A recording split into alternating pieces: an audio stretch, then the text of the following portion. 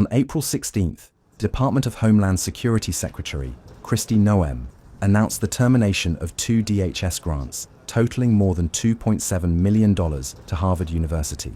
The U.S. Department of Homeland Security also said Harvard University will lose its ability to enroll foreign students if it does not meet demands of the Trump administration to share information on some visa holders. This marks the Trump's government's latest escalation against the educational institution.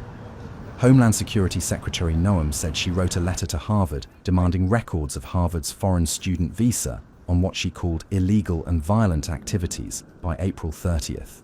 Kristi Noem also added in her statement that Harvard cannot verify it is in full compliance with its reporting requirements.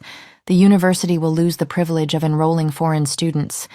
In response to the Homeland Security action, Harvard spokesperson said, The university was aware of Noem's letter regarding grant cancellations and scrutiny of foreign student visas.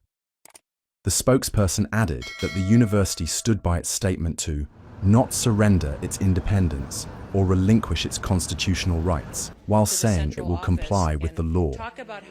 President Donald Trump's administration has intimidated universities with federal funding to cut over pro-Palestinian campus protests against U.S. ally Israel. Trump casts the protesters as foreign policy threats who are anti-Semitic and sympathetic to Hamas.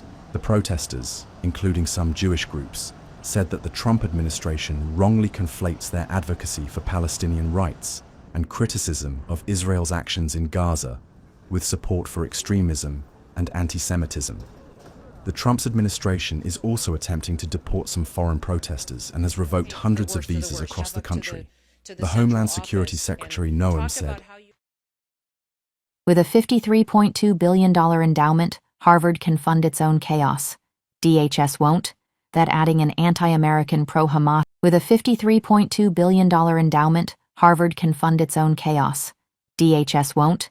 That adding an anti-American pro-Hamas ideology exists at Harvard. On April 15th, Trump's administration also threatened to strip Harvard of its tax-exempt status. The U.S. Internal Revenue Service was also making plans to rescind the tax-exempt status of Harvard, and it believed that a final decision was expected soon. In response to rescinding tax-exempt, Harvard said there was no legal basis to rescind its tax-exempt status, saying such an action will be unprecedented.